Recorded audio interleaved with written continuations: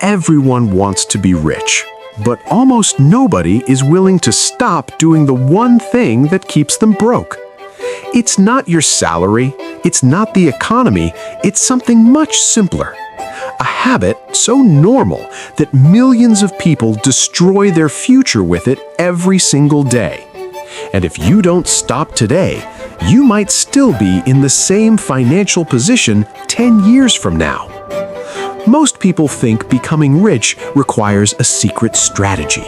It doesn't. The real problem is simple. People earn money and immediately spend it on things that don't build their future.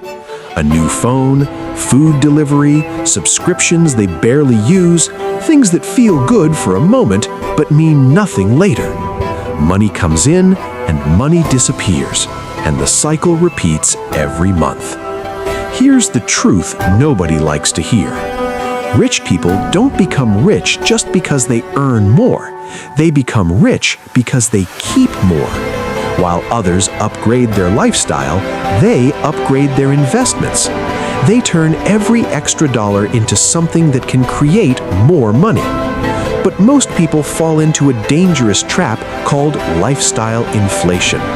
The moment their income increases, their spending increases too. Better clothes, better gadgets, better everything. But their bank account stays the same.